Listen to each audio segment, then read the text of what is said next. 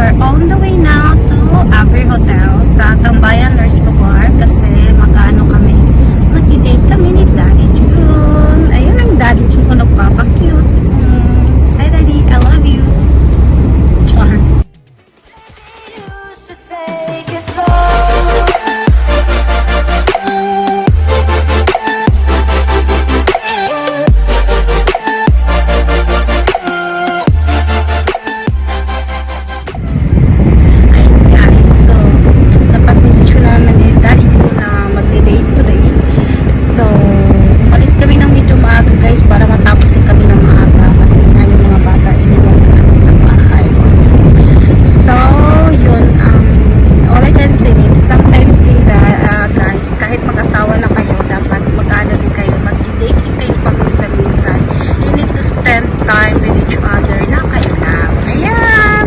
Guys, papakita ko sa inyo kung ano yung itsura ng Tambayan Restobar. Okay. Nami diri karon padulong mi sa mo? Sa Avery Hotel. We're going to Tambayan Restobar. Mag-iftaw namin do mag-date. Nagipag-date ang asawa pero ang nakanindot mo nang ni-agree ko kay naibira. Yes, nakainom siya this time guys. Nga nindot kay na daw mag-serve po daw alak ang restaurant. So Of course, because it's a bar, no? So, we will see. May alak talaga yan.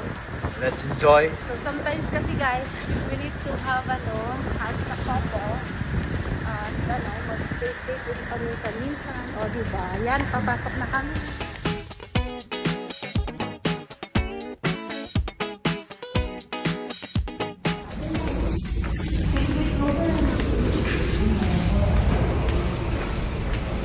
Nami, padulong namin sa taas. Dari ni. Nami may elevator.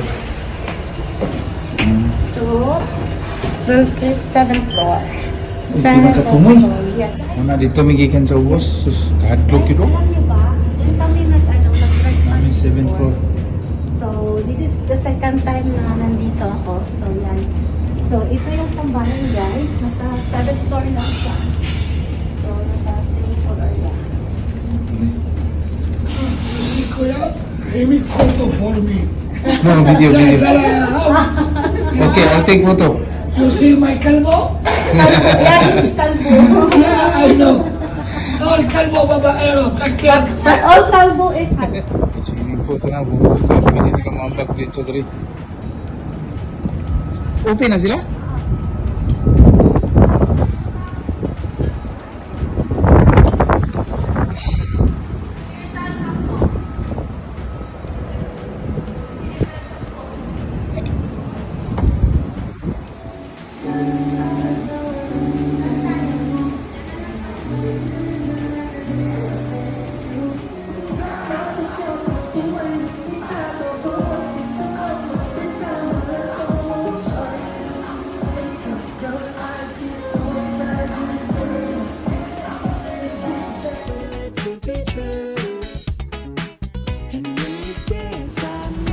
Yes guys, while waiting sa order namin, so kumuha na si Daddy June ng mga juice.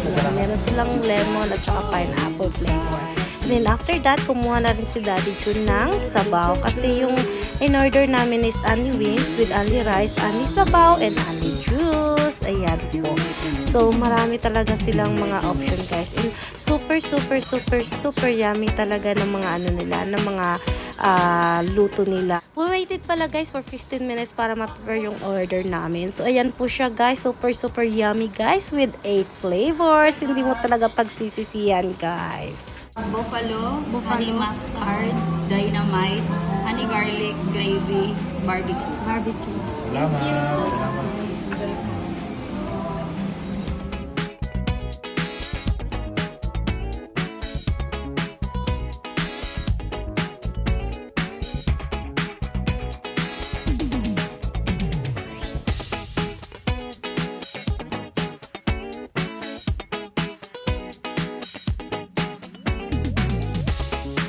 You got it all inside of you. Feel it to be true.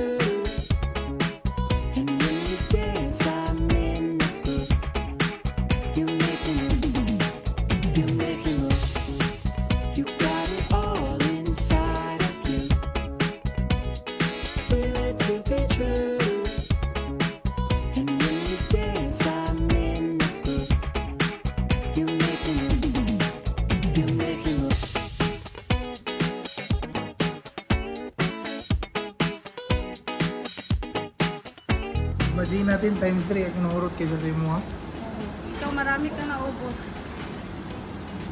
Right? Then the winner is Daddy.